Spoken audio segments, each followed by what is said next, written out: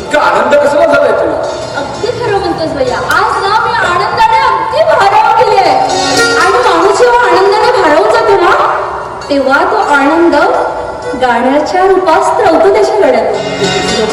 मग आता तुझ्या या आनंदात मला सामावून घेणार आहेस की नाही? हे काय भैया, अहो आमच्या सहवासात तुझ्याच तर खरी सुखाचं स्थितीच असतंय. आणि त्या यशात खरं म्हणजे तुझाच मोठा वाटा आहे. माझा हो ना. आणि तो का कसं? कसलं म्हणजे?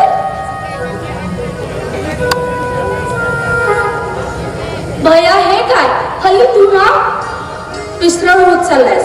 अरे छोट्या छोट्या गोष्टी असतात चटकन विसरून जातेस. तेच तर कळत नाही.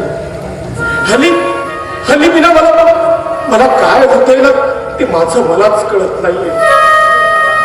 कुठली तरी अनामिक व्यथा मला छळते आहे आणि आणि त्या व्यथेचा भेद नेमका कुठे आहे याचा धागा जुळत नाही. मिळा असं का वाटत असेल मला? माझा बोलण्याचा उद्देश निराळा होता. तुला दुखवायचं माझ्या मनात नव्हतंच. पण सकाळच्या प्रहरी तू असं बोलत जाऊ नकोस ना भैया. आणि माणसाच्या जीवनात सकाळ उगवते ते समजा दिवसाचं सुख घेऊन. हे तुझं खरं आहे खरं. पण कधी कधी तीच सकाळ दुःखाचं सावट सुद्धा घेऊन येते कुणाच्या तरी जीवनात. होय. आणि मी त्या सावटात त्या जंजालात माझे भविष्याचे स्वप्न रंगवीत मी गुरफटून जातो. कधी वाटतं एखाद्या पक्षाने एक काळी आणून आपलं घट्ट बांधावं आणि ते घट्ट बांधून होतात आणि कुणीतरी दुष्टाने त्या पक्षाच्या अर्थ आलापाचे विचार न करता उतरून टाकावं. असंच होतंय माझं. नको असं बोलो. आहे तुझ्यामुळेच तर आम्हाला हे भाग्य लाभले आहे. नाहीतर कुणी सांगावे आम्ही सगळे भावंडे. अरे आज कोणाच्या तरी वाट बघत एखाद्या वाट चुकलेल्या मुसाफिरासारखी आमची स्थिती झाली असती भैया. पण तू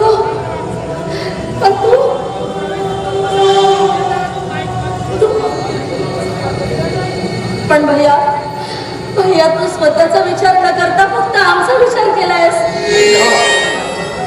आणि तू स्वतःच्या सुखाचं बलिदान देऊन तू फक्त आमच्यासाठी तू आपला मन काढलायस भैया. त्या जुन्या आठवणींना पुन्हा उजाळा देऊ नकोस. अगदी कासावीस होतोय माझाच. अगदी पीठ होतोय मी त्या जुन्या आठवणींनी. होय भैया. आणि त्या व्यथितच तुझ्या महान त्यागाची कलम कहाणी घडली आहे भैया. आणि ते इतरांना जरी माहित नसलं ना तरी मला त्याची पूर्ण जाणीव आहे. खरं सांगू बिना आयुष्यात जगताना आपल्या माणसासाठी आपल्या केलेली कामे कधीच बोलून दाखवू नये माणसं. अगं ते बोलून दाखवलं त्याचं महत्व कमी होतं. अगं बघ या जगाकडे बघ.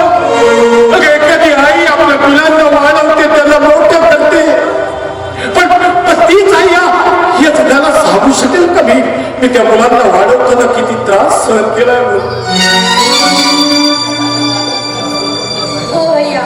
आणि त्याची जाणीव त्या मुलाला मोठेपणी असायला हवी. तर तू काही नाही भैया. एका पायावर उभा राहून तू आमच्यासाठी खूप काही केलंस. तुझा त्या अपघातात पाय गेला नसता ना तर त्यापेक्षाही तू खूप काही केलं असतं. पुन्हा एकदा सांगतो त्या जुन्या आठवणींना उजाळा देऊन माझं मन दुखवतो.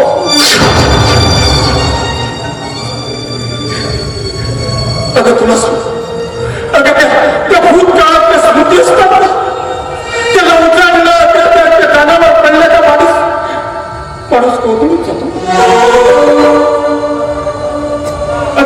अगं माणसाला जीवन जगताना स्वीकार करायचा असतो आणि विचार करायचा असतो तो म्हणजे नुसता वर्तमान काळाचा.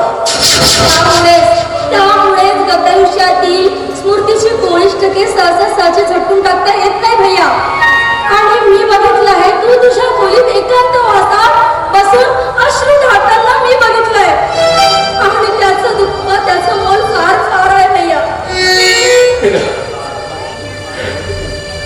तिला असं काय केलं मी अकरासाठी? अगं जे केलंय ते फक्त माझं कर्तव्य म्हणून केलं. आणि तू काय कमी करतेस या घरासाठी? अगं रात्र दिवस या घरासाठी झटतेस. अगं तू माझं कधी ऐकलंच नाही. अगं तुझ्या लग्नाचं नावच केलंय. अगं मी जेव्हा लग्नाचं नाव काढतो ना त्यावेळेस तू नुसती टाळाटाळ करते. बरं आहे बघ, तुला खरं सांगू, आता जाऊ दे तो विषय. हे वेळेत मी तुला काय सांगत बसलोय बघ. आज खरा तो माझ्या स्वप्नपूर्तींचा दिवस आहे ग. आज मी दिलेल्या आई वडिलांच्या वचनाचा पूर्णत्वाचा दिवस आहे आज. हा आता कसलं वचन म्हणजे काय? आपल्या अजितला मोठा माणूस बनवण्यास. आणि खरं सांगू तुला, आता अजित मोठा झाला आहे. आजपर्यंत तू आणि मी मिळून या संसारासाठी खूप काही केले. पण आता मी ही सगळी जबाबदारी त्याच्यावर सोपवणार आहे. आणि हे वेळे आता तो घरात परत आला ना की तुलाही नोकरी करण्याची काही एक गरज नाहीये. मी नोकरी केली तर काय बिघडणार आहे? तेवढाच आपल्या संसाराला हातभार लावेल. ते तुझं मी काही एक ऐकणार नाहीये. अगं किती झटशील या घरासाठी. मी ना तुला एक सांगू, अगं चंदन जरी किती झिजून आपला सुगंध देत असला तरी त्याचं सार्थ कुणी बळत नसतं. त्याला कुणी महत्व देत नाही. अगं ज्याचं महत्व त्याला कळतं ना तो गातो आणि त्याची उपेक्षा करतो असंच ना. ते सगळं सत्कार्य असतो भैया. पण सत्कार्य करताना उपवासाचे घाव झेलावे लागतात विना.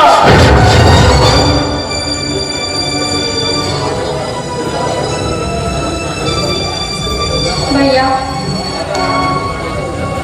तुला सांगू, पण खरं सांगायचं म्हणजे ना माझ्या मनात एक शंका येऊ लागली आहे.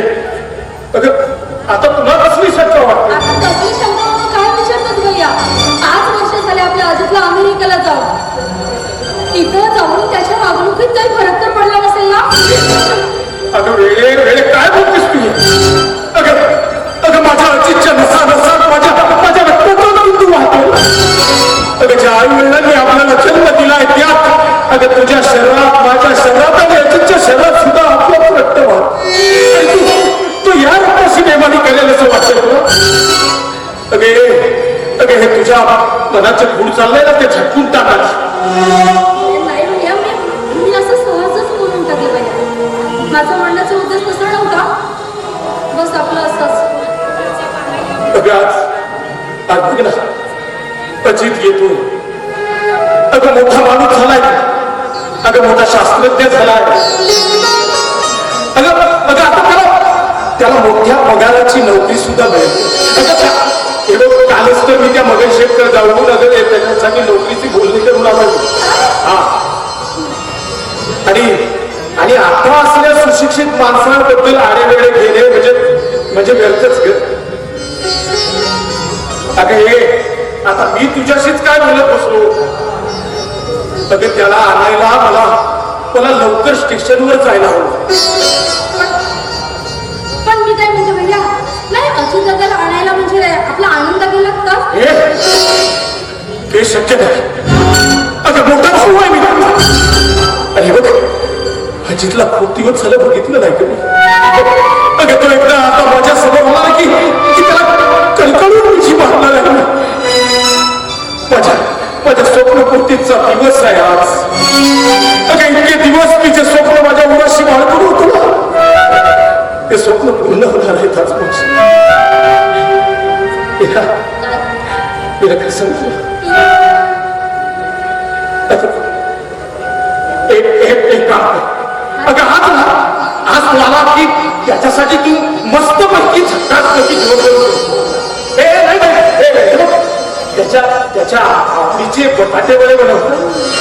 आणि हो आज त्यासाठी तू नोकरीवर नाही गेलीस तरी चालत. आधीच तू 2-3 दिवसाच्या सुट्ट्या काढल्या. अगं पण तुला हे सगळं काही कसं समजतं मी न सांगताय?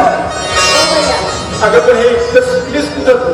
तुझ्या सहवासाला तुझ्या सान्निध्यात परिसराला लोखंडाचं सोनं होईल. अगं खरंच घराची माऊली आहेस तू.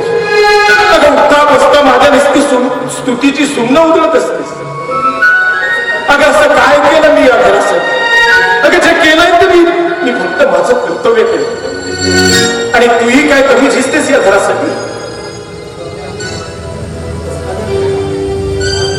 कसलं त्या गया? नाहीतर का? अगं अजूनही तुला किती वेळा सांगितलंय मी लग्न कर पण जेव्हा जेव्हा विषय काढला की नुसती टाळा चालत. प्रत्येक वेळी माझं ऐकत नाही. पण हे यावेळी तरी ठरलेलं लग्न होऊ नको. पण भैया एवढ्या लवकर माझं लग्न कशाला हवं? हेच अगं आता नाहीतर कधी म्हातारी झाल्यावर लग्न करणार आहेस तू?